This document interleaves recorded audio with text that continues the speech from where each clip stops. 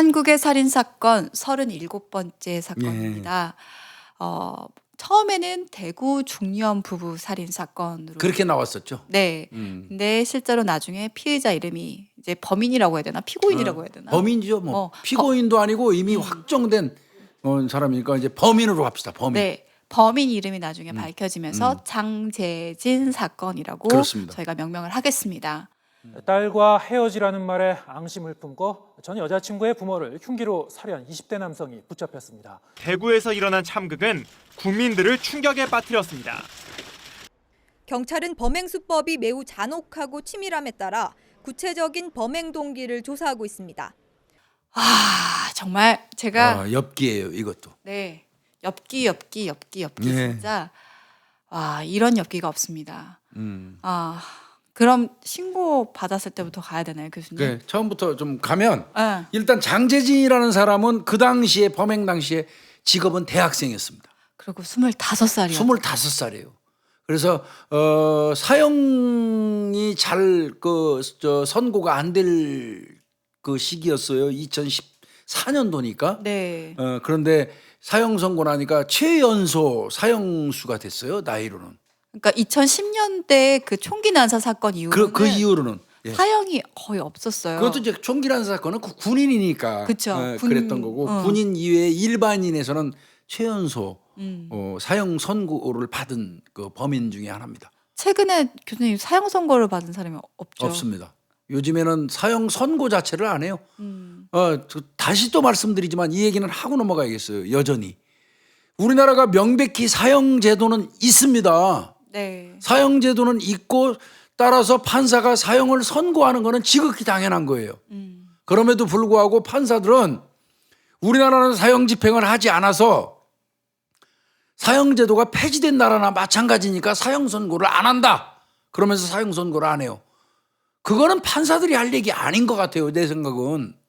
그래서 맞아요. 보통 1심에서는 사형이 나오는데 항고 상고를 가다 보면 무기로 다 빠져요. 네. 근데 교수님하고 제가 맨날 이렇게 열을 내는 이유 중에 하나는 무기는 감형이 되면 23, 4년이면 27, 8년이면 다 나와요. 그다음 또 교수님 항상 얘기하시듯이 모범수가 됐을 때 또 감형이 되면 그러면 또 이제 언제 나올지 모른다라는 거니까. 그래서 사형 선고를 받아버리면 무기징역으로 감형될 일이 없으니까 사형수 신분으로 살아가니까 그놈은 영구 격리되는 거예요. 그래서 대한민국에서 영구 격리하는 방법은 생명형이 아니더라도 사형을 선고해야지. 현재 상태에서는 현재 법 아래에서는 사형이라도 선고해 줘야지 그놈이 두 번 다시 사회로 안 나온다는 얘기예요. 그러면 판사는 사형 제도가 폐지되지 않은 이상은 사형 선고를 해야 될 의무가 있다고 저는 봐요. 사형 집행은 법무부 장관 권한이에요. 집행은 법무부 장관이 하고 안 하고는 별개의 문제예요. 판사는 사형 선고하면은 그걸로 자기 직무는 끝난 거예요. 그 죄만큼. 그러면 그놈에 대해서 사형을 집행할지 여부는 법무부 장관이 할 일이란 말이죠. 그것까지 왜 판사가 헤아려서 합니까? 그럴 필요 없잖아요. 그렇죠.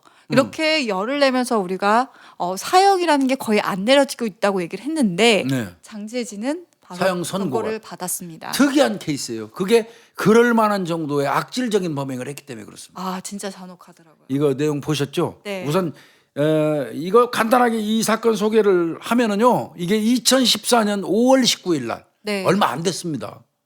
아마 다 우리 구독자분들도 아마 다 기억할 것 같아요. 2014년 5월 19일 날 대구에 있는 한 아파트에서 발생한 사건인데 누구는 뭐 나중에 우리 유니 프로파일러가 잠깐 설명해 줄 수 있으면 해주면 좋은데 이치카와 4인 가족 살인 사건 네. 일본에서 일어났던 네. 그 사건하고 좀 유사하기는 해요. 네. 그렇게 비교하는 사람도 있어요. 대구에 있는 아파트에서 발생했던 그 사건인데 그러니까 2014년 5월 19일이니까 불과 지금 얼마나 됐을까요? 약 5년 됐나요? 5년 조금 넘었겠네요. 네. 그래서 이제 이 사건은 그렇게 유명한 거고요. 이게 신고 시점부터 그러면은 가면서 갈까요? 일단 사망한 사람 얘기를 먼저 하고 이제 가는 게 편겠어요. 네. 이 달서구에 있는 한 아파트거든요. 발생한 장소가 거기에서 권모 씨라는 분 53세 되신 분 남자입니다. 그다음에 그 집에 있던 또 그 권 씨의 아내 이 씨, 그 사람은 49살이에요. 그러니까 아마 부부가 4살 터울이 같습니다. 53살의 남편, 그다음에 49살의 이 씨, 이 아내, 이 두 사람을 살해했는데 이제 이 두 사람은 사망을 했고요. 네. 그 두 사람 사이에 딸이 하나 있어요. 권양. 19살입니다. 그 당시에. 권양은 그 아파트에서 강간을 당하고 그 아버지의 시신이 있는 옆에서 강간을 당하고 감금됐다가 탈출을 하는 과정에서 4층에서 뛰어내리는 바람에 또 중상을 입습니다. 그래서 여기서 이제 그 경비원이 이제 권양을 보게 된 발견했어요. 거죠. 예. 그러면서 119에 신고를 합니다. 4층에서 사람이 추락한 것 같다라고 합니다. 예. 그래서 이제 권양은 그때까지만 해도 의식이 없다 보니까 119에 그대로 후송이 돼갔고요. 그다음에 또 신고가 왔었잖아요. 그러니까 112도 왔겠죠. 그러니까 112가 이제 어떻게 해서 추락해서 떨어졌는지 이제 경찰이 4층으로 올라갑니다. 그래서 배를 누릅니다. 예. 근데 아무 대답이 없는 거죠. 그래서 다시 한번 걔를 눌렀는데 대답이 없으니까 이제 문고리를 딱 트는데 이게 문이 열려 있는 상태입니다. 맞습니다. 근데 교수님 아시죠? 이게 딱 촉이 금방 오죠. 문을 딱 여는데 피비린내가 피비린내가 확 나오죠. 네. 문 열면 안에서. 그리고 현관 앞에는 이제 중년 남자분이 쓰러져 있고 또 이렇게 돌아다니다 보다 보니까 물건도 그렇고 막 피도 막 엉망이 되어 있는 거죠. 또 욕실에서는 그 중년 여성분이 또 이제 이렇게 쓰러져 있는 겁니다.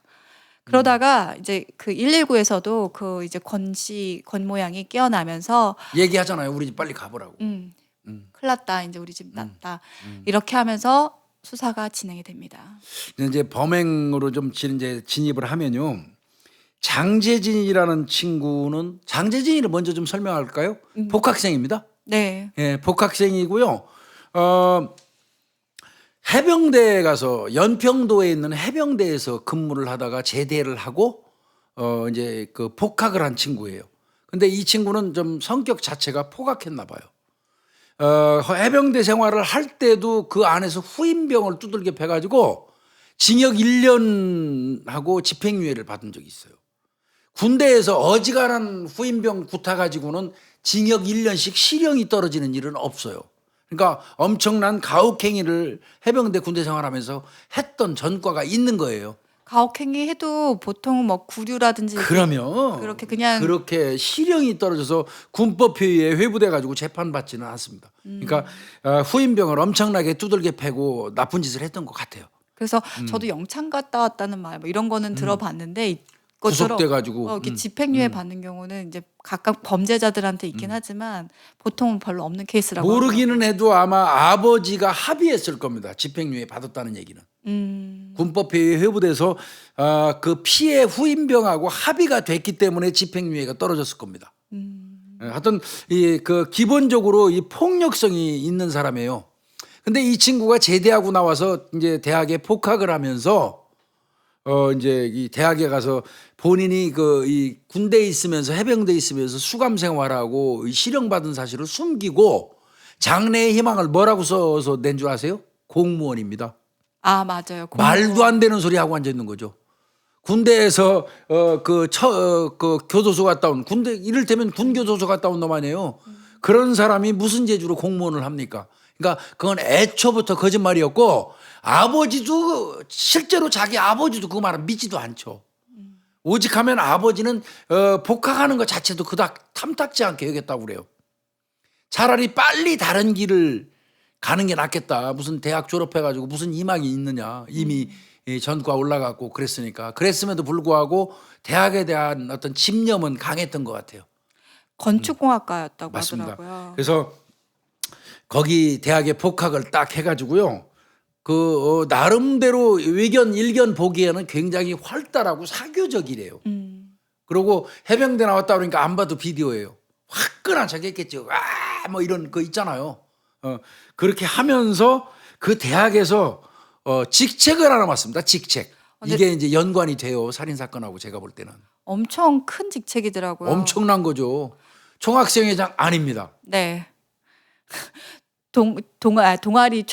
동아리 연합회 회장입니다. 맞습니다. 그 대학의 총 동아리 연합회 회장이에요. 이건 막강하거든요. 우리 뭐 학교 다니면서 봤지만 이게 각각 동아리가 있는데 그 동아리 전체의 총연합회장이에요. 네. 사실은 예산도 짭짤하죠, 그거. 예? 심지어는 그 이제 얘기 들어보면은 학과 친구들은 이 사람에 대해서 모를 수도 있는데 그러면 동아리를 하던 사람들은 이 사람에 대해서 다 알 수 있을 정도로 거의 대통령 수준이죠. 네. 학교 내에서는. 그리고 이미지 자체가 알바를 하면서 어렵게 또 열심히 성실하게 그러면서 일 처리를 다 하는 사람의 이미지, 리더의 이미지, 성실한 사교적이지. 학생, 네, 그리고 싹싹하게 인사도 엄청 잘하는 사람. 음. 그러니까 복학생 중에서도 되게 와, 저 선배 되게 예비역. 멋있다. 예. 예비역에서는 짱이죠. 그리고 뭐 잘 아시지만 대학에서 동아리 하나 정도 안 들어가는 사람이 누가 있어요? 대학교 입학하면 동아리 하나는 다 들어가잖아. 의무적으로 거의. 그렇죠. 그러면 그 거기에 동아리 연합회장이면 이 사람은 왕이에요, 거의. 총학회장보다 어떻게 보면 더 센지도 몰라요. 맞습니다. 이 친구가요. 2014년 2월 달에 이제 복학하고 나서 2월 달에 권양을 만나요. 근데 권양이 이때 아마 대학교 1학년 1학년이에요. 새내기였던 거예요. 그러니까 동아리 하나 들었다가 이제 거기에서 동아리 연합 회장님하고 사귀게 되는 거예요. 만나서. 근데 만나다 보면 이렇게 사람이 가까워지다 보면 오히려 그 사람에 대해서 더 잘 보이기 시작을 하잖아요. 근데 술을 먹으면 이 그렇습니다. 사람이 좀 난폭해진다라는 게 딱 느껴지는 거예요. 맞습니다. 그리고 뭔가 자기에 대해서 이제 뭐 나오겠지만 술을 먹으면 뭐 언쟁을 하게 되면 패거나 때리고 폭력 성향을 보이는 거죠. 네. 근데 그게 실제로 뭐 개인적으로 일어날 수 뭐 은폐적으로 일어날 수 있는 부분이었는데 그게 총 동아리 애들이 같이 술자리 하는 데서 그게 한번 터지게 됩니다. 그리고 이제 이게 뭐 화끈하다고 해야 되나 본인이 뭐 화끈하고 사교적에서 그런지 몰라도 권양하고 새내기하고 이제 사귀게 됐잖아요. 사귀게 됐는데 2014년 4월 2일 날입니다. 그러니까 내가 생각할 때 계약하고 얼마 안 있어서 술자리가 조성이 됐었나 봐요. 네. 그 술자리에서 장재진이죠. 장재진이가 권양 친구가 있잖아요. 자기가 지금 권양하고 사귀고 있잖아요. 네. 새내기하고 권양 친구가 있을 거 아니에요. 같이 술자리가 있었나 봐. 거기에서 권양 형을 연락해 봐요. 음. 아니 자기 애인 친구한테 흉보는 놈 난 또 보다 처음 봤어요. 그러니까 권양은 당연히 이놈도 이상한 놈이에요. 내가 볼 때 장재진은 기본적으로. 그렇죠. 그러니까 권양 친구는 그 듣고 가만히 있겠습니까? 내 친구 욕을 하는데 야, 네 애인이 어떻게 보면 애인, 네 남친이 야 술자리에서 네 욕 연락했어. 네 형 엄청 봤어. 이 바로 전해줘요. 네. 정말 그 자체부터 이 사건이 어떻게 보면 발발이 됐는지도 모르겠어요.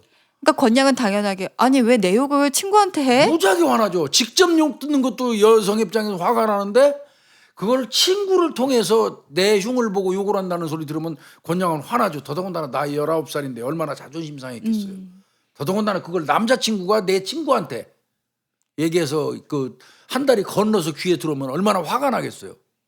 그래서 이제 따집니다. 따져요. 네. 예. 근데 그때 날라온 거는 뺨하고 구타였습니다. 네. 뺨 때리고 구타하고 발로 차고 그랬어요. 근데 그거 주변에서 봤잖아요, 사람들이. 예. 와, 그러니까 사람들이 저 형 뭐야, 저 오빠 뭐야, 저 선배 뭐야 이렇게 되는 거죠. 아니 얌전하고 조용한 사람이 여자를 패도 너무 개패듯이 패니까 이제 그러면서 그때 그 동아리나 학교에 소문이 퍼지기 소문이 시작해요. 다 나죠. 소문도 나고 이제 일단은 자기 험담했다고 따지다가 권양이 얻어 맞으니까 그런 놈하고 더 이상 사귀기 싫겠죠. 이별을 통보하고 나서 일방적으로 이별 딱 통보하고 이제 두 번 다시 만나지 말자 그러는데 끊임없이 집착해서 연락해요. 만나달라고. 근데 계속 권양이 피해요. 안 만나겠죠. 우리 저 유니 프로파일러도 그런 놈 만나겠습니까? 두 번 다시 안 만나죠. 절대 안 만나요. 그런데 참 운이 없으려니까 4월 2일 날 험담했다고 해가지고 며칠 있다 맞았잖아요. 4월 7일 날입니다. 이제 안 만나주고 있었죠. 계속 버티고. 네. 4월 7일 날 오후 1시경에 대학교 실험실 옆에 화장실에서 권양이 요놈한테 딱 발견이 돼요. 네. 장재진이한테. 발견이 딱 되니까 권양한테 쫓아갔어요. 장재진이가. 그래가지고 너 할 얘기 있어. 나 따라와. 그 본인 자취방이 있잖아요. 네. 장재진이가 거기 자취하고 있었는데 학교 옆에. 그거 끌고 가려고 시도를 한 거예요. 당연히 권양은 왜 나 싫다고 거부했겠죠. 그러니까 그때 또 두 번째 구타가 시작됩니다. 주먹과 발로 엄청나게 두들겨 패고 그다음에 쓰러졌는데 발로 밟아요. 이거는 여자 그래도 전에 여친이었던 그 19살짜리 자기 그 여친한테 할 수 있는 행위가 아니죠. 주먹과 발로 엄청나게 두들겨 패고 한 수십 대 때렸다고 그래요. 발로 밟기도 하고 그래가지고 거의 기절했어요. 근데 여기서 애를 또 끌고 지 자취방으로 갑니다. 그러니까 자, 이게 진짜 어이가 없는 거예요. 어이가. 예, 거의 기절하다시피 하는 애를 질질질 끌고 자기 자취방으로 데려가서 거기에서 또 집에서 때리기 시작합니다. 그러니까 친구들은 근데 몰랐어요. 네, 몰랐어요. 학교 와가지고 화장실 간 애가 사라져갖고 저녁 6시가 다 돼가는데도 안 나타나거든요. 안 오거든요. 그러니까 이게 어떻게 됐지 하고 막 찾으러 댕기고 그러던 중에 이제 장재진이의 자취방에 가가지고 발견을 하는 거예요. 그러니까 딱 친구들도 촉이 오는 거잖아요. 그렇죠. 이게 한 번 그 폭력을 행사했잖아요. 그래서 갔는데 실제로 구타당한 예. 내 친구가 있는 거죠. 그래서 구조가 돼요. 어떤 면에서 보면 그때 전치 3주 상해가 나왔어요. 뭐 보니 그 묘사된 거 보니까 귀 있는 부분이 다 벌겋게 이렇게 부어서 올라왔고 코피가 터지고 뭐 엄청 났었다는 거예요. 그래서 전치 3주의 진단을 이제 요하는 어떤 그 상해를 입게 된 거고요. 이 사실을 이제 그 권양 아버지 아까 서두에 얘기했던 살해당한 아버지 권양의 아버지가 알게 돼요. 실제로 진짜 딸이 이렇게 다 부어가지고 먹는 저 같으면요 이 아버지처럼 처리 안 했어요. 내가 가서 죽여버려요 그거. 내 딸을 그렇게 때렸다 그러면 내가 가서 똑같이 만들어 버려요. 그러니까 이제 근데 이 아버지 진짜 착한 분이에요. 권양 아버지는 딸이 이렇게 들어왔는데 이제 멍이랑 다 이렇게 들고 그러니까 본 거죠. 그래서 자초지종을 물어보니까 권양이 남자친구가 나 이렇게 때렸는데 헤어지자고 하는데 계속 안 헤어지고 있다. 그러니까 이제 아빠랑 엄마가 딱 나선 거죠. 화가 났죠. 그래서 그러니까 지금 조금 전에 제가 설명드렸잖아. 나 같으면 바로 쫓아가서 그 새끼부터 어디 부지런놔 버리거든요. 확 진짜 밟아갖고 부지런놨을 거예요. 나 같으면 허리를 확 꺾어버리든지. 근데 이분들은 굉장히 착한 분들이에요. 어디로 쫓아갔냐면 이 장재진이 어머니 아버지한테 찾아가요. 부모한테. 그래가지고 가서 얘기해요. 내 딸을 이렇게 두들겨 패고 했는데 당장 내 딸한테 치근덕거리지 말고 떨어지고 정식으로 사과해라. 이렇게 얘기를 해요. 그런데 이 사실이 이제 학교에 널리 다 퍼졌잖아요. 그 또 장재진이 부모는 저 자식이 잘못했으니까 또 싹싹 그 빌고 사과를 했겠죠. 그때 아버지가 그 얘기도 해요. 너 학교 때려치우고 알잖아요. 전과 있고 하다는 거 아까 얘기한 것처럼 학교 때려치우고 내려가라. 아마 내가 알기에는 상 줄 거예요. 고향이. 네, 집이 상주. 예. 그러니까 고향 쪽으로 내려가든지 어디 취업을 하든지 장사하든지 딴 거 하라고 학교 가지 말라고 아버지는 얘기할 정도가 되죠. 진짜 아들이 지금 연속 2타석 그러면 지금 그거 말고도 이런 폭력성으로 얼마나 사고를 많이 쳤겠어요. 법으로 드러나지 않아서 그렇지. 실제로 제가 이거를 조사하다 보니까 이 댓글에 그 저는 이제 이 기사를 보다 보니까 이 장재진이 그냥 중고등학교 때 평범한 생활을 보냈다라고 이제 써 있었는데 거기에 댓글에 이 장재진 땡땡땡 대고 거기서 나온 애 맞지? 이러면서 나 고등학교 때 전화 갔을 때 나 그렇게 괴롭히더니 뭐 그래 이런. 그런 놈이에요. 그래요, 맞아요. 실제로 우리가 뭐 이렇게 기사에서 접한 그냥 평범한 뭐 그냥 대학생. 뭐 평범한 대학생 중고등학교 시절을 거내왔다고 하지만 그 댓글이 막 100% 믿을 수는 없지만 그런 글들이 올라와 아니 있더라고요. 그건 피해자가 올린 거 확실해요. 그러니까 아버지 입장에서는 학을 띨 만큼 사고 친 놈이에요, 이놈. 이 지금 이제 조금 있다가 우리가 입에 담고 싶지도 않은 그 범죄를 설명하겠지만요. 예, 그래서 그 아버지도 때려치우라고 그래. 학교 때려치우고 가서 장사하든지 시골 내려가라고 얘기를 해요. 자, 아버지 이 권양의 아버지는 굉장히 양반스럽게 해결을 했어요. 그 부모를 찾아가서 똑같이 아마 자식 기르는 사람 입장에서 한 것 같아요. 대학생이고 그러니까 당장 헤어져 달라. 그리고 사과해라. 그러니까 이제 그 장재진이 부모가 사과하고 빌었겠죠. 그런데 그 사실은 이미 학교 내에 널리 다 퍼져버린 거예요. 그러면 그런 상황에서 총동아리연합회장을 할 수는 없죠. 아유. 그런 놈한테 또 맡길 수도 없죠. 학교 측에서. 안 그렇겠습니까? 네. 그러니까 거기서 아웃돼 버려요. 해임되는 거죠. 쉽게 얘기해서. 강제 해임. 예, 뭐 파직이라고 그러면 공직자니까 뭐 파직이라고 하겠지만 이 경우는 이제 강제 해임됐다고 봐야 되겠죠. 뭐 되게 설은 많아요. 잦은 사퇴했다는 얘기도 있고 뭐 그만뒀다는 얘기도 해임됐다는 있는데. 얘기 있고 부모 뭐 아까 얘기한 것처럼 이제 그렇게 했는데 장재진이는 여기에서 이제 자존심의 상처를 받은 것 같습니다. 그러니까 대체로 이런 짓을 하는 놈들이 지가 범행한 거에 대해서는 전혀 신경 안 쓰고 그 자기가 범행한 거에 대해서 반대적으로 돌아오는 지극히 정당한 행위에 대해서 반감을 사는 거예요.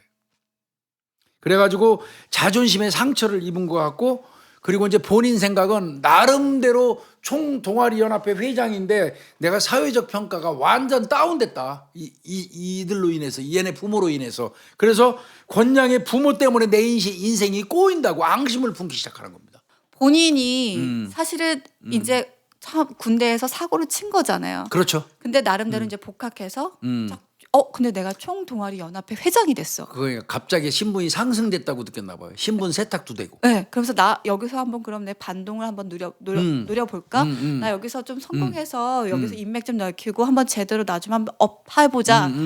라고 생각을 했었는데, 그리고 사실 권력도 만만치 않았다고 얘기해요. 실제로 그 여자친구를 동아리 임원으로 넣으려고 여기 그 임원으로 넣으려고도 했다라고 해요. 교수님 말대로 돈이라는 부분도 있고 명예라는 부분도 있고 권력이라는 부분도 쥐게 되다 보니까 자기가 나름대로 이제 뭘 할 수 있을 거라고 생각했는데 이 모든 계산들이 다 무너진 겁니다. 그러니까 지가 여자친구를 그것도 2차례에 걸쳐서 때렸잖아요. 잔혹할 정도로 납치까지 해서 때린 거. 엄밀히 하면 그것도 구속감에 그것만으로도 전치 3주 내놓고 감금해서 폭행했으면 또 그 이전에 폭력 행사한 게 있고 그게 모아지면 구속감이거든요, 사실은. 그럼에도 불구하고 그 굉장히 신사스럽게 보호자의 입장으로 사건 처리를 한 거예요, 권양 부모님은. 근데 그러면 감사하게 생각해야 되는데 이 나쁜 놈이니까 그게 안 맥힌 거죠. 오히려 니네들이 그래서 나는 이제 총동아리 연합회장에서도 아웃됐고 그러다 보니까 전교생들이 나를 이제 완전히 다운 시켜가지고 보기 시작했고 나 이제 완전히 사회적 지위도 모든 거 다 잃었어. 이러고 이제 앙심 품은 거예요. 그래서 이제 언젠가는 이 두 사람을 해치기로 결심을 한 것 같습니다. 네. 야, 무서운 사람이에요. 무서운 놈이에요. 저는 해치려고 이게 사람을 해칠 건덕지가 되나요? 그 계획을 하는 것도 진짜 무섭습니다. 교수님 하나하나씩 짚어가도록 하겠습니다. 그렇게 하십시오. 예. 네, 이게 실제로 발생했던 사건은 5월 19일입니다. 그러니까 아까 얘기한 것처럼 4월 7일 날 때렸잖아요. 네. 그리고 얼마 정도 흐른 거예요? 약 한 달 정도 흘렀어요. 아마 이제 뭐 그 자기가 총학생의 그 회장직 내려놓고 아마 차차 좀 시간이 지났던 그러니까 거죠. 약 한 달 한 보름 정도 흘렀어요. 네. 예. 그리고 자기가 딱 생각을 했겠죠. 그때 어떻게 오냐면 배관 수리공 행세를 하고 와요. 맞습니다. 야, 그래서 이게- 까만 이제 배낭을 딱 메고 공구 가방을 딱 들고 맞습니다. 초인종을 누릅니다. 네. 그러니까 그냥 당연하게 배관수리공이라고 생각을 한 거죠. 그래서 처음에 장재진을 이렇게 봅니다. 이 집에 몇 명이나 있지, 누구나 있지. 딱 보면서 그 권양은 없구나. 두 부부만 있다는 걸 알았어요. 그리고 나서 상황을 살피고 나서 5분 후에 나갑니다. 맞습니다. 5월 19일 날 오후 5시 30분이에요. 시간을 아마 이제 타임을 정한 것 같아요. 일단 1차적으로 배관 수리공 흉내를 내면서 아파트 관리실에서 가보라고 그랬다. 그리고 미리 아마 신고한 게 있었는 것 같아요. 네. 이 권양 집에서 그 화장실 쪽에 배관 문제가 있었는 모양입니다.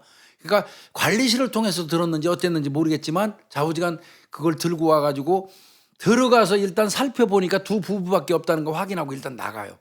나갔다가 다시 들어오죠. 다시 들어와가지고 이제 아마 그 준비한 걸로 보입니다. 그때부터는 공구 말고 또 다른 거를 또 준비해요. 50분 있다가 네. 다시 들어오는데 이때 들고 오는 게 정말 가관이죠, 가관이죠. 예, 밀가루 준비했습니다. 네, 밀가루 왜 준비했는지 나중에 말씀드릴게요. 그다음에 갈아입을 여분의 옷도 더 준비했습니다. 나중에 CCTV를 보다 보면 이 사람이 까만 바지를 입고 처음엔 들어오는 CCTV가 맞아요. 잡히는데 나갈 때 흰 바지입니다. 맞아요. 그러니까 아니 배관 수리공이 갈아입을 여분의 옷을 가져가는 일은 없죠. 네. 거기에다가 붕대도 가져갑니다. 왜 붕대. 가져갈까요, 교수님? 네, 붕대, 소독약도 가져가는 거요. 네. 네. 자기 몸은 엄청 챙기나 봅니다. 칼도 가져갔습니다. 네. 네. 그리고 둔기도 가져갔습니다. 이 둔기가 제압하는 데 쓰이고 살해하는 데 쓰입니다. 이게 정확하게 뭐라고 말하기 좀 그런데 스패너더라고요. 네, 몽키 스패너. 네. 그래서 이걸 가지고 다시 들어갑니다. 이거는 이 정황으로 보면 아주 계획적이고 치밀한 범죄라는 것을 우리가 알 수 있습니다. 작정하고 들어간 거죠. 그렇죠. 칼하고 둔기하고 갖고 가서 어떻게 살해할 거고 나중에 그러면- 어떻게 나올 거고 혹시나도 내가 어떻게 다치면 어떻게 치료하고 나와야지. 네. 들어간 시간이 50분 뒤인 오후 6시 20분입니다. 집 안으로 들어갔습니다. 준비한 거 들고. 자, 배관 수리한다고 화장실로 갔어요. 꼼지락거리고 이제 계속 동태만 살피는 거예요. 근데 이 권양 어머니 입장에서 볼 때는 이거 금방 뭐 갈고 가도 되는데 계속 그 시간을 끌고 꼼지락꼼지락 화장실에서 그러니까 그거 왜 이렇게 오래 걸려요 하고 잠깐 독촉을 했다고 그래요. 그랬더니 어머니 이 잠깐 들어와 보세요. 화장실에서 불러요.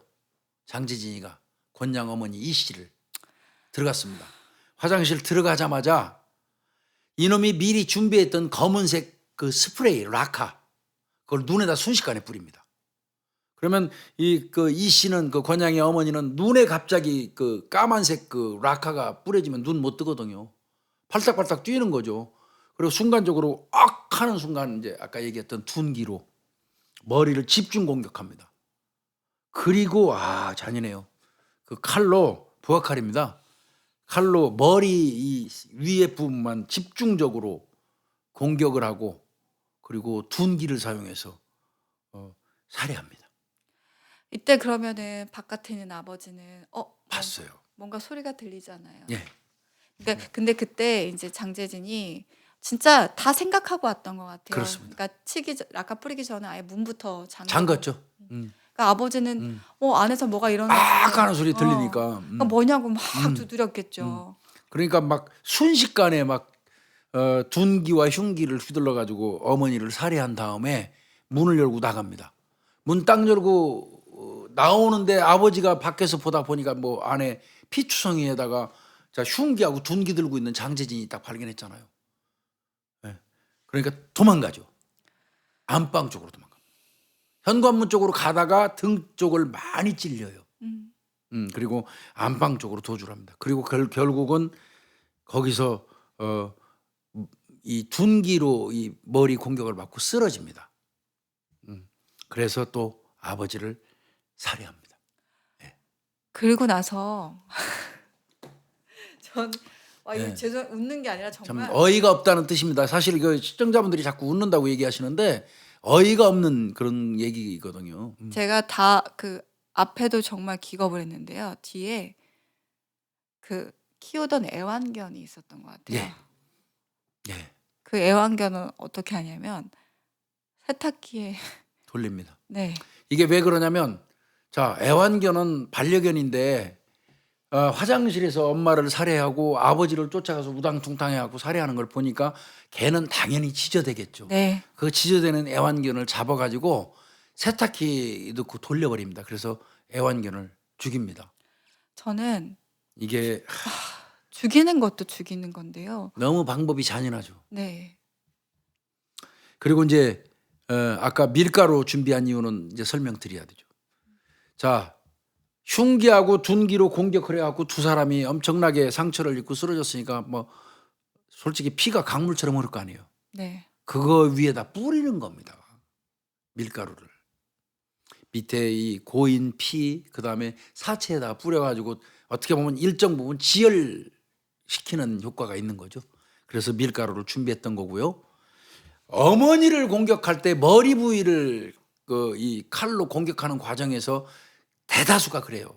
아까 그 서두에 설명했던 일본 그 사건 이치카와 이 사건도 아버지를 머리를 공격하면서 내리 찍다가 손 다치잖아요. 네. 똑같아요. 여기도 손을 다쳐가지고 그러니까 이놈은 이 전쟁 그 연습을 했을 거 아니에요. 전쟁 때 뭐 사람을 살해하고 하는 방법을 군대에서 당연히 배우지 않겠어요. 해병대니까 더더군다나. 그러니까 이 칼을 위에서 아래로 내리꽂는 방법을 선택한 건 그 군인들이 그래요. 일반인들은 이런 형태로 들어요. 대다수가. 이렇게 드는 건 대다수가 좀 훈련 받은 사람들의 양태입니다. 예. 그 과정에서 손을 다칠 거라는 거를 미리 알고 본인 손 치료하려고 붕대하고 소독약까지 준비한 겁니다. 밀가루는 지혈시키고 현장 그 어떤 그 증거인멸하려고 한 거고요. 그래서 그 애완견을 세탁기에서 돌려버리고 난 다음에 그리고 일반 범인 같으면 도주하잖아요. 도망 안 갑니다. 도망 안 가고요. 딱 앉아서 이 강아지 죽이고 난 다음에 시신들 다 이제 입을 덮어놔요. 입을 덮어놓고 술 마십니다. 냉장고에 소주 꺼내서 술 마셔요. 그리고 하나 더 합니다. 그 피해자들 지갑 열어가지고 현금 다 챙깁니다. 그리고 나서 정말 더 천일공노할 만한 일을 합니다. 맞습니다. 아버지의 핸드폰을 피해자 핸드폰으로 그 권양한테 메시지를 보냅니다. 얼른 빨리 들어와라. 집에 오라고. 거기에 뭐라고 했냐면 19살이잖아요. 성인의 날이 다가오는데 선물 준비했다고 빨리 들어오라고 딸한테 아버지 휴대폰으로 톡을 합니다. 문자를 보냅니다. 그래서 결국 그 딸이 이제 하루가 자정이 넘었으니까 이제 그 다음 날이죠. 5월 20일 날 00시 30분에 권양이 문을 열고 들어옵니다. 참 기가 막힌. 근데 아까도 그 112 그 이제 경찰분들이 들어왔을 때 느낌이 있다고 했잖아요. 알죠? 아마 권양도 딱 문을 연 순간 그 피비린내와 그 느낌이 알았을 겁니다. 낚아챘겠죠. 안으로 낚아채서 끌고 들어갔겠죠. 제일 먼저 한 일이 뭐냐면 어머니 시체 보여준 겁니다. 끌고 가가지고 강제로 끌고 들어가서 어머니 사체 보여주면서 아버지는 아직 살아있다. 네가 말만 잘 들으면 119 아버지는 살려준다. 너 내 지시에 잘 따르면 아버지는 살려준다. 그러면서 어머니 시체를 보이는 거예요. 얼마나 충격을 받았겠습니까? 권양은 어머니는 이미 사망했고 아버지는 아직 살아있다고 하니까 아버지라도 살리기 위해서 시키는 대로 다 하겠다. 네가 시키는 대로 다 하겠다. 그러면은 아빠 살려줄 거지, 119 불러줄 거지 음. 하니까. 그래요, 맞아요. 119 불러줄 거지도 물어봐요. 근데 뭐라는 줄 알아요? 하는 거 봐서. 아, 네가 하는 거 봐서. 그래서 권양이 자진해서 옷을 벗도록 만들죠. 그리고는 사실은 어떻게 보면 그 옆에 있는 아버지 사체 옆에서 권양을 강간합니다. 근데 더 화가 나는 건 다 강간을 하고 나서 아버지 시체를 보여줍니다. 아, 저는 제가 권양이었으면 멘탈 나갔을 것 같아요. 아니 권양도 거의 이제 강간 당하고 난 다음에 아버지 시체를 보고 거의 미쳤어요. 거의. 그렇겠죠, 사람이니까. 그래서 막 자해를 했다고. 자해한답니다. 막 소리 지르고 혀 깨물고 막 자해를 하고 그랬는데도 앉혀놓고 계속해서 사과 요구합니다. 사과해. 너 때문에 내 인생이 망가졌으니까 사과해. 그다음에 동아리 이야기를 엄청나게 계속했다고 그래요. 거의 9시간을 강간되어 있었는데 그 상태에서도 동아리 얘기를 지속적으로 했다는 거예요. 그러면서 네 친구들하고 그러니까 네 험담했던 친구 있잖아요. 지가 험담했던 그 친구도 죽일 거고 그다음에 동아리 사람들도 전부 다 죽인다고 얘기를 합니다. 그리고 하나같이 계속했던 말이 권양한테 너 거기서 나와. 음. 너 그러니까 자기 그 얘기 안에서 권양이 계속 있다 보면 자기 험담하고 더 얘기가 나올 것 같으니까 너가 거기서 나와. 그러니까 네 학교 그만둬. 이런 식의 얘기들을 기가 막힌 거죠. 이게. 이미 지금 권양의 부모를 다 살해하고 나서 계속했던 얘기가 동아리 얘기. 그다음에 그런 얘기밖에 없었다는 거예요. 사과해. 이게 제정신인 놈이냐고. 이게 이런 개새끼가 다 있냐고요. 이게 짐승이지 사람이에요? 참 요즘에 정말 참 짐승이라는 말 자꾸 하지 말라고 짐승들한테 신뢰한다고 그런 얘기 하는데 네. 정말 이게 뭐라고 얘기해야 되겠습니까 이거를. 그래서 그 상태에서 이제 권양이 막 자해하고 혀 깨물고 그랬던 모양이에요. 그러니까 일단은 권양을 방에다 놓고 밖에서 문을 잠궈버려요. 감금된 거죠. 근데 4층입니다 그 집이. 네. 근데 이제 장재진이 술을 좀 먹었잖아요. 술이 좀 취한 거예요. 그러다 보니까 약간 이제 경계가 조금. 그렇죠. 그 사이에 이제 4층에서 권양은 뛰어내려 버립니다. 그 4층에서 뛰어내릴 때 저는 어떤 생각을 하고 뛰어내렸을까. 지금도 사실 죽겠다고 뛰어내렸겠죠.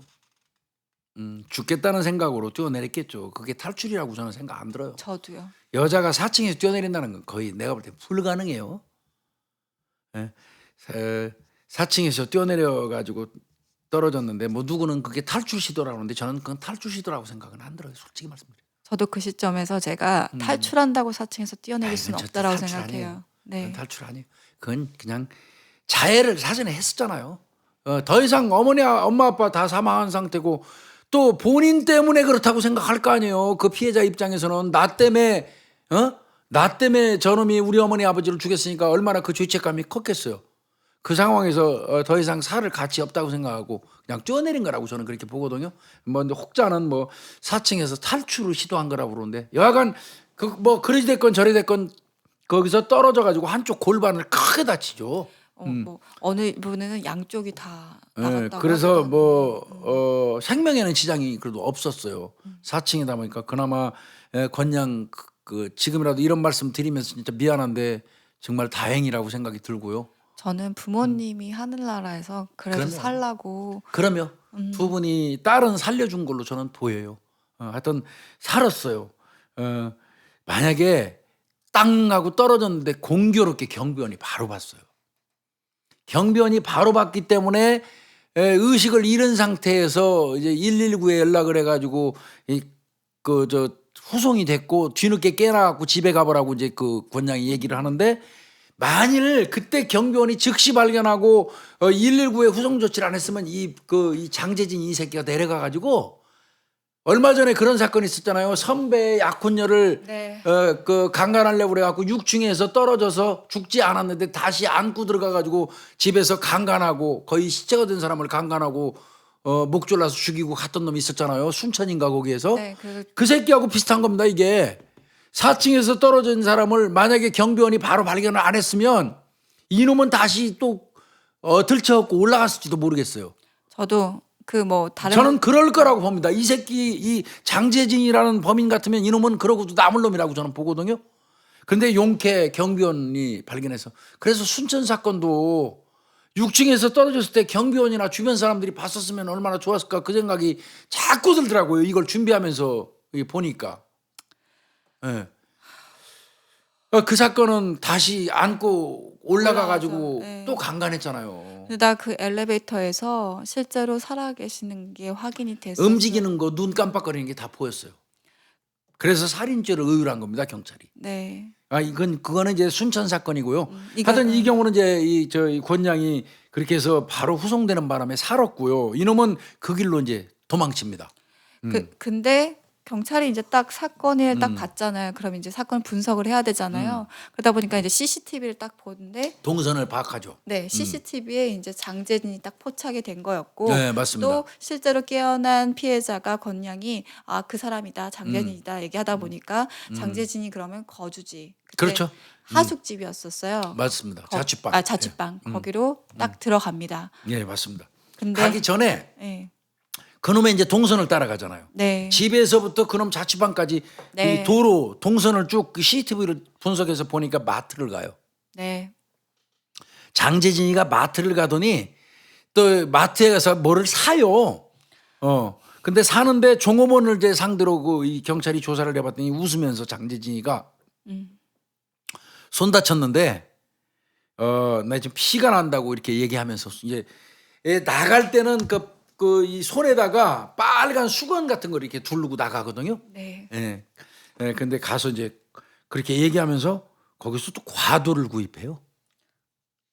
과도를 구입하고 그리고 집으로 갑니다. 집에 가서 술도 좀 사고 그래가지고 집에 가서 이제 잠자다가 경찰이 급습에 의해서 검거가 됐는데 이때 과도를 왜 장재진이가 구입했겠습니까? 실제로 다른 추가 범죄를 하려고 했겠죠. 그 동아리 추가 사람. 범죄는 대상이 누구였을 것 같아요? 저는 동아리 사람들이 맞습니다. 얘기했잖아요. 권양한테 너한테 내가 험담한 걸 얘기해 준 네 친구 죽일 거라고 그랬잖아요. 그 다음에 동아리 사람들 다 죽인다고 그랬잖아요. 자기 이제 동아리에서 아웃시켰으니까. 그러니까 그 사람들을 이제 이미 2사람 살해했어요. 권양은 뛰어내려서 죽은 걸로 봤어요. 이놈 입장에서는. 네. 그리고 이놈은 이제 과도 준비해서 집에 가서 한잠 자고 물론 지는 그랬어요. 술 한잔 먹고 잠자고 나서 자수하려고 그랬다고 했는데 그건 헛소리죠. 과도 산 거 봐서는. 이거는 험담했다는 그 험담한 사실을 말해준 권양의 여자친구 살해할 계획. 그다음에 동아리 사람들을 죽이려고 과도를, 그러니까 추가 범행을 하려는 정황이 보이는 거죠. 과도를 사가지고 가져가서 집에서 술 처먹고 잠들었다는 거. 이건 죄의식이 10원어치도 없는 놈이죠. 그런데 이제 판결문에는 그렇게 이놈이 진술한 게 나오더라고요. 집에서 마지막으로 술이나 한잔하고 자수하려고 했는데 경찰이 나를 잡아버렸다. 네. 이렇게 진술을 했다고 하더라고요. 그런데 하여튼 그런 동선으로 이놈을 검거를 5월 20일 날 검거한 겁니다. 이게. 와, 진짜 뭐 파도 진짜 악랄함이 계속 극치를 달려요. 예.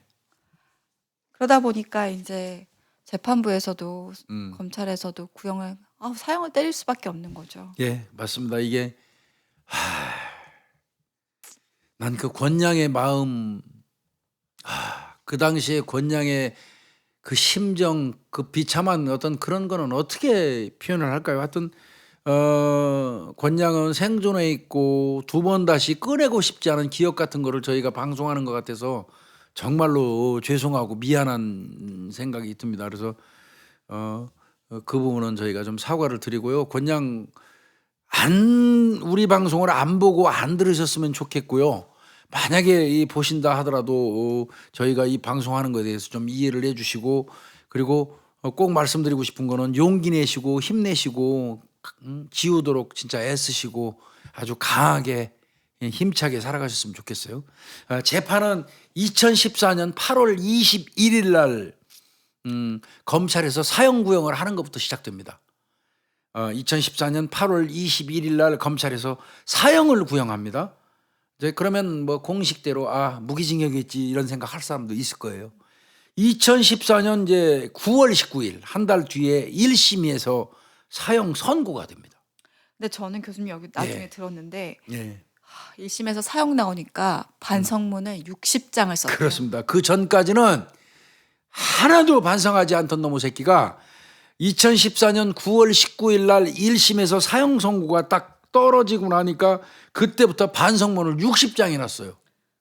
그리고 제가 죄를 졌으니까 무기징역으로 살겠습니다. 아주 지같이 형량을 얘기했던 놈이거든요. 그럼 이제 1심에서 사형 선고할 때 이 판결문에 나온 내용을 네. 좀 잠깐 보면 이 1심 재판부는 정말 오래간만에 제가 법원 이 판결에 대해서 기분 좋게 읽을 수 있었던 내용인데요. 좀 제가 읽어보겠습니다. 범행 동기를 이해할 수가 없다. 피고인은 피해자들에게 가장 안정감을 주는 집에 침입해서, 그렇죠. 우리 누구든지 집에서 있을 때보다 안전하다고 생각하는 사람은 없잖아요.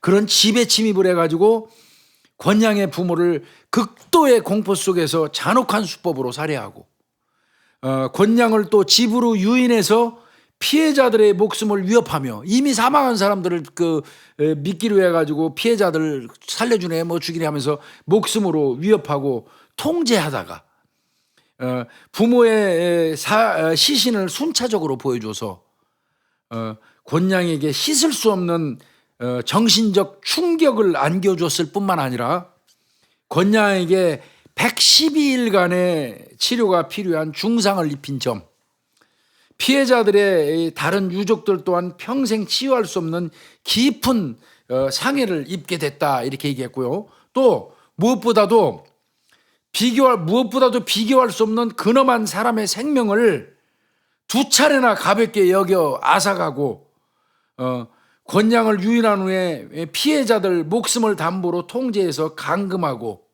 뭐 등등, 또 유가족 더 나아가서는 국민들한테도 엄청난 충격을 준 거 도저히 용서할 수 없는 행위이고 피해 회복이 불가능한 행위이기 때문에 사형을 선고한다 이렇게 1심 재판부가 얘기했어요. 상당히 적절한 어떤 언어로 1심 사형을 선고한 판사 감사합니다. 이거. 예.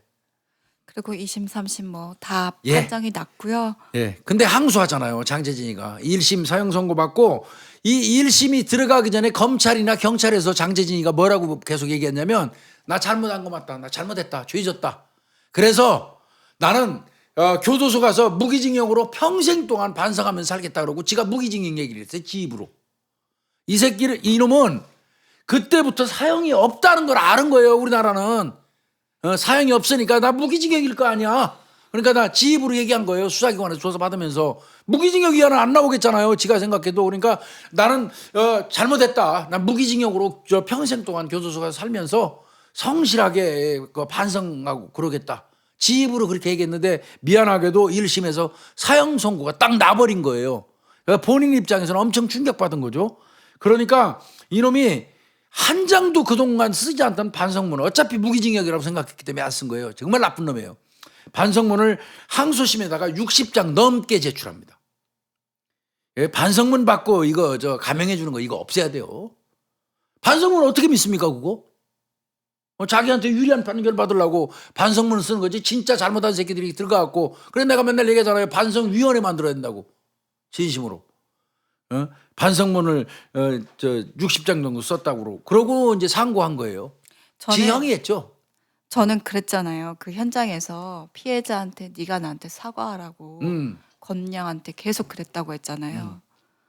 자기는 실제로 정말 그 건양한테 한 번이라도 미안하다라고 생각을 했는지. 나쁜 놈이죠. 반성문 60장 쓸 동안 정말 건양한테 진심으로. 그러면. 저 이건 미안하다는 말도 안 통하는 것 같아요, 진짜. 그래서 지가 그래 봤자 항소, 상고까지 대법원까지 해서요. 2015년 8월 27일 날 살인, 그다음에 준강간, 그다음에 감금치상 사형이 확정됩니다. 이 살인이야 뭐 두 사람 그 살해한 거고 준강간은 그 권양을 그 강간한 거고요. 그다음에 권양을 방 안에다 가둬둔 게 감금치상이고요. 세 가지 죄로 사형이 확정됐습니다. 그래서 이 사건은 2010년도에 오종근이 그다음에 군대 총기 사건 이후에 처음으로 사형이 선고된 최연소 민간인 사건입니다. 나이가 지금도 1990년생이에요. 그러니까 맞습니다. 실제로 나이가 진짜 지금 29살, 그 정도밖에 30밖에 안 안 됐죠, 됐죠. 이제는. 네. 이게 97년도에 24명 사형 집행했잖아요. 네. 그 이후에 이제 거의 사형 선고를 하지 않다가 사형이 이제 선고된 케이스인데요. 지금 현재 우리나라 사형수는 몇 명인지 아시죠? 61명입니다. 민간인 61명에다가 군인 사형수 4명까지 합쳐갖고 총 65명의 우리나라에는 사형수가 있습니다. 이제 그러면 이제 이 장제진에 대한 어떤 그 심성이랄까? 이 사람의 인격 됨됨이에 대한 그 평가를 우리 김유희 프로파일러가 좀 해줘야 할 것 같아요. 이 사람은 단지 그 이유만으로 사람 둘을 이렇게 살해할 수 있었다면 이 사람은 사이코패스입니까? 저는 사실 근데 이 정보밖에 없는 상황에서 사실 단정하기는 그렇지만 기질적으로 사이코패스라 아니다 이건 잘 모르겠어요. 근데 대인 관계에서 뭐 여러 가지 사이코패스를 기준으로 하는 요소들이 있잖아요. 근데 정서 상태라든지 대인 관계라든지 사회적 활동이라든지 이런 요소를 봤을 때 굉장히 이중적인 부분들이 굉장히 많거든요. 그리고 실제로 정말 내가 무언가 이 사람들하고 교감을 했을 때 일어날 수 있는 일들은 아닌 것 같아서 그런 부분들하고 전 첫 번째가 그 세탁기에 돌렸다라는 게 너무너무 충격적이었거든요. 그러니까 실제로 우리가 사람들이 일반적으로 생각할 수 있는 살해 방법이 아니고 고통스럽게 다 그걸 한다라는 걸 지켜본다라는 거잖아요.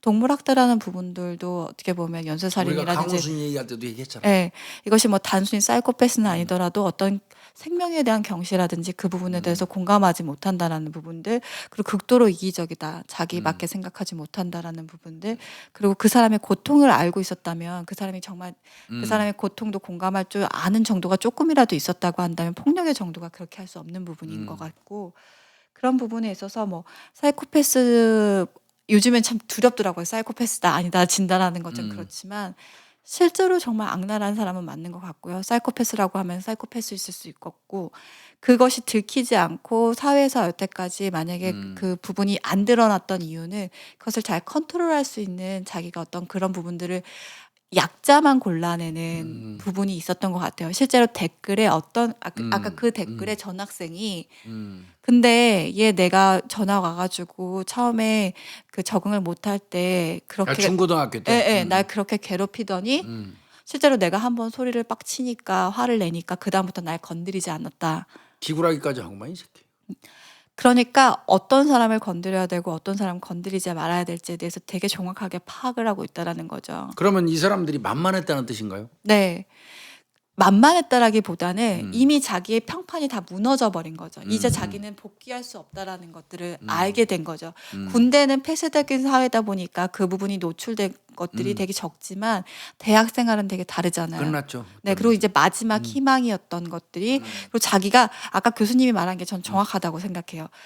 이만큼 올라갔어요. 그때 어느 범죄자 얘기를 하다 그 얘기를 했었잖아요. 자기가 높아지만큼 이만큼 우범곤 얘기를 했을 때 내가 나락으로 떨어지는 이제. 네 순간 똑같은 거죠. 우범곤도 그 마을에서 자기 평판이 바닥으로 떨어지는 순간 자기 모든 걸 다 잃었다고 생각하는 거잖아요. 그때 다 자기 본성이 다 있는 대로 다 드러나는 거잖아요. 근데 우범곤 순경도 실제로 자기 안에 잔혹성이 있었고 폭력성이 되게 그렇죠. 내재되어 있던 사람이잖아요.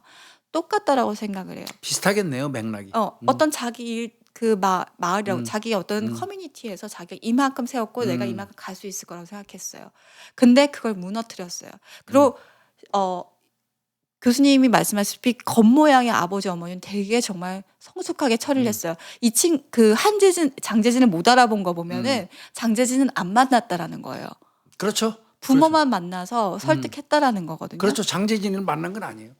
근데 실제로 이제 장재진은 어떻게 느꼈냐면 우리 부모한테까지 가서 그렇게 얘기했어?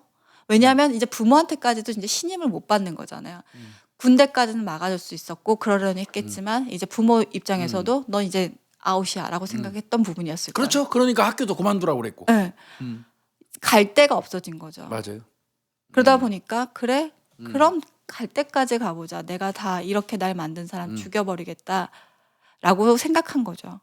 그러니까 내가 볼 때는 장재진이 같은 놈은 어린 시절이 어떠했는지 모르지만 만만한 대상을 선택해가지고 어떤 괴롭힘을 주다가 그쪽에서 오는 반향이 세면 포기하고 그런 형태로 쭉 살다가 군대에 가서 선임이 돼갖고 후임병 때린 거거든요. 네. 그러면 우월한 지위에서 아랫사람 약한 사람을 공격하는 성향은 있는 놈이에요. 그러니까 비굴한 면은 충분히 흡족하게 있는 놈인데 그 상황에 처벌을 받고 일단은 거기서 군대를 제대하는 순간 그쪽 세계는 끝났다고 본 것 같아요. 그리고는 아주 명쾌하게 대학에 와서 저 동아리 연합회장이 되면서 화려하게 재기한 거예요. 자기 나름대로 세우고 있던 꿈은 이제 원대했겠죠. 그러던 게 그 권양을 매개로 해서 이제 끝났잖아요. 네. 그 종료되는데 어떤 기여를 한 게 권양의 아버지라고 생각한 거고, 지가 권양한테 대한 거는 생각지 않고, 그래서 이제 조금 전에 우리 유니 프로파일러가 얘기한 것처럼 그런 일련의 과정이 온 것 같은데 우범근이하고 비슷해요. 우범근이도 그런 열등했던 놈이 총 하나 잘 쏜다는 걸로 해병대에서 왕 노릇하고 그걸로 인해서 순경이 특채가 되고 청와대까지 갔다가 결국 능력이 안 돼 시골 지소로 쫓겨났고 거기서 통과하는 과정에서 여성이 그 파리 잡는다고 한번 때린 게 그건 사실 그것 때문에 그런 건 아니잖아요. 네. 열등의식이 쌓였던 게 순식간에 폭발하는 어떤 그런 역할을 한 거. 이거하고 좀 비슷한 맥락이라고 저는 보여지는데 그건 정확하게 보신 것 같고요. 그러니까 비난이나 거절, 부정이라는 거 부분에 대해서 되게 민감하게 반응하는 사람들이 있어요. 왜냐하면 그 사람들 마음 안에는 내가 잘났는데 니네들이 날 못 알아봐주면 항상 나는 어디든지 가면은 내가 잘할 자신이 있는데 그것이 바탕이 안 됐다라고 생각해요. 어렸을 때는 아마 부모가 나를 못 받쳐주니까 내가 이렇게 가지 못했어. 군대라는 데 왔는데 잘했는데 내 후임병이 그따구니까 내가 뭔가 그 위치에서 혼좀 내줬는데 못했어. 나 이제 이만큼 동아리에서 나 이제 내가 이제 길을 펴면서 아마 다들 받들어 줬겠죠. 그리고 이미지가라는 거 대단하죠. 네. 동아리 연합회장이면 대단하죠. 나 이제 뻗어나갈 수 있겠다 싶었는데 권양에 의해서 무너졌어라고 생각을 본인이 하면서 그래 세상은 날 알아봐주지 못해. 이런 자기만의 그 연민과 자기의 그 똘똘 뭉친 열등감 때문에 지금 권양은 평생 동안 그러면 아픔을 풀어야 얼마나 되잖아요. 힘들겠어요. 저는 이거 너무 읽을 때마다 너무 속상해가지고. 난 장재진 사건을 조사하면서 깜짝 놀랐어요. 사실 지금 장재진이 그 집안에서 범행한 건 굉장히 제가 단순화 시켜가지고 설명드렸습니다. 맞아요. 이거 낱낱이 그 집안에서 이 어머니 아버지나 어머니 같은 경우는 그 밖에서 문 두드리니까 급히 살해를 했어요. 뭐 칼끝이 다 부러져 나가고 그랬다고 그래요. 머리 쪽을 공격하다 보니까. 근데 아버지 같은 경우는 살해하는 이 사망하는 그게 상당히 시간이 오래 갔고 장재진이가 한 짓을 보면 기가 막혀요. 그 일일이 다 설명드리기가 좀 어려울 정도인데요. 이 장재진이 이번에 이 조사를 하면서 정말 깜짝 놀랐고요. 그러다가 아까 교수님 얘기한 제가 장재진 사건을 보다가 이치카와 사건이랑 계속 비교해서 그러니까 이치카와 사건 잠깐 설명해 줄래요? 네. 잠깐 짧게. 예. 이치카와 사건을 보다가 제가 한 번 더 다시 음. 뒤집혔는데 이게 1992년 3월 5일 날 발생했던 사건이에요. 음. 근데 이제 이름은 세키 데루히코라는 이제 음. 범인인데 실제로 이 가족이 다 죽어요. 어떻게 죽냐면 부모님이 그러니까 실제로 여기 피해자도 여고생이에요. 여고생. 네, 근데 그 여고생의 부모님, 할머니 그리고 4살 된 여동생까지 다 죽이는데 일가족이죠. 네. 이게 어떻게 처음에 됐냐면 이 데루이코라는 애가 세키 데루이코가 정말 악질 중에 악질이에요. 근데 어렸을 때 그 아버지의 폭력 쪽에서 자랐다고는 하긴 하더라고요. 근데 워낙 어렸을 때부터 사고를 하도 많이 친 데다가 나중에 뭐 동생하고 엄마도 하도 많이 팼대요. 그러니까 외할아버지가 좀 인간좀 되라고 한마디 했나 봐요. 그랬더니 그 외할아버지한테 폭력을 행사해서 실명을 만들고 다리를 자기 친 할아버지를. 네, 외할아버지를 진짜. 그러면서 걔 실명하고 불구를 만들어 버려요. 그 정도로 악랄한 애였는데 그러고 나서 계속 강간을 하고 막 돌아다니는 거예요. 성범죄자. 네, 근데 실제로 그때 이제 그 지금 이 피해 여고생. 여고생을 이렇게 딱 보다 보니까 타겟을 딱 잡잖아요. 길거리에서 다 발견됐구나. 네, 근데 그 딱 피해 여고생을 딱 일부러 가서 차로 치어요. 그래서 실으려고. 네, 차를 치우니까 병원을 가야 되잖아요. 그러니까 병원까지 친절하게 데려다 줘요. 그러면서 너 집에 가기 불편하니까 내가 그럼 데려다 줄게. 그러면서 차에 자연스럽게 태워요. 그러면서 그때 납치를 해서 강간을 하는데 이때 강간을 칼로 막 얼굴하고 이런 부분을 자해를 가학성 성범죄자구나. 네. 그러면서 하는데 그때 이제 다 뭐 학생증 같은 걸 갖고 다니잖아요. 거기에 집 주소랑 그 피해 여고생의 그 이름을 다 적으면서 너 신고하면 나한테 죽는다. 죽는다. 나 집 찾아서 니네 일가족 다 죽여버릴 거야. 이렇게 얘기를 했어요. 근데 데루이코가 워낙 사고를 많이 쳤던 사람이라서 실제로 그 앞에 자꾸만 특히 성적으로 굉장히 발달돼 있었던 발달이라는 것도 아니죠. 그러다 보니까 가끔은 필리핀 여성 그 매매 여성들을 납치를 해서 강간을 하는데 너무 심하게 강간을 하고 막 그러다 보니까 패고 막 이러다 보니까 그러면 그거는 대체로 필리핀 여성들을 데리고 있는 사람들이 야쿠자예요. 맞습니다, 교수님. 그러다 보니까 야쿠자가 데리고 잡아다 이 새끼 너 왜 이래? 그러면서 니 죽어볼래? 그러다 패다가 얘가 살려만 주십시오. 그러니까 그럼 200만 엔 갖고 와. 2천만 엔인가? 2천만 원일 거예요. 200만 엔. 200만 원. 200만 엔 갖고 와. 그럼 너 살려줄게. 그런 거야. 데루이코가 이제 빡 돌겠죠. 200만 엔은 어디서 구할 것인가. 그때 생각해낸 게 바로 여고생입니다. 왜 여고생을 생각했을까? 자기가 만만한 거죠. 그러니까 이 집주소. 만만한 대상을 선택하는 건 똑같은 거예요. 이런 놈들하고. 근데 이 여고생이 겁이 났다 보니까 이 사실에 대해서 납치되고 강간된 사실을 다 숨기면서 신고를 안 했어. 안 하고 있었어요. 근데 어느 날 데리코가 딱 들어와가지고 이 여고생 집에 와서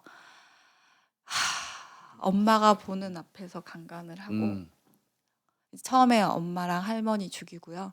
이제 돈이 없다고 하니까 아빠가 와야 돈을 이제 할 수 있다고 하니까 제가 이 범죄 사실인데 간략하게 할게요. 그런 식으로. 그러면서 아버지가 이제 집에 아버지 몰래 이제 하여튼 집에 전화해서 오라고 해요. 그래서 아버지가 왔다 보니까 이 상황이 된 거죠. 가족들이. 그래서 다 통장하고 회사 사무실에 있다 그러니까 그럼 회사 사무실에서 가져오라고 해라. 근데 이 여고생을 보내요 사무실에. 왜냐하면 이제 오면 발각되니까. 근데 여고생에는 도망갈 수 없잖아요. 아버지 동생 다 있으니까. 근데 사무실 분들이 뭔가 분위기가 이상하다고 음. 생각을 한 거죠. 그래서 이제 우리가 지존파 다뤘을 때 이거 비슷한 거네. 네, 그래가지고 이제 여고생이 갔는데 통장하고 가지고 가자마자 아버지를 바로 죽여버립니다. 그리고 사무실 분들이 이제 뭐 전화를 하니까 이제 여고생이가 조용히 받다가 그것도 들켜버려요. 그러면서 그때 이제 그 대리구가 모두 다 죽이는데 그때까지만 해도 여고생이 너무 이제 치가 떨리자 그 순간에서도 계속 강간을 당해요. 근데 4살 여동생이 그때까지는 살아 있었는데 마지막에 이제 그 4살 여동생까지 살해를 하는구나. 하니까 이제 이 여고생이 거의 음. 피해자 아까 우리 권양하고 비슷한 거죠. 거의 그때 이제 반항을 막 하기 음. 시작을 하면서 너 죽고 나 죽자 막 이런 식으로 되면서 이제 그때 탈출을 하게 돼서 신고가 들어가게 돼서 이제 잡힌 사건이었는데 저도 이게 간략하게 얘기했는데 이거하고 좀 유사하네요. 이게 너무 악랄한 데다가 그 앞에 이 대리구가 벌였던 사건들도 너무 심각한 사건이 많아가지고 근데 이때도 나이가 대리구도 20살 초반인가 그랬을 거예요. 네, 맞아요. 이게 진짜 이때 일본에서 엄청나게 난리가 이거 났던 유명한 사건입니다. 사실. 네.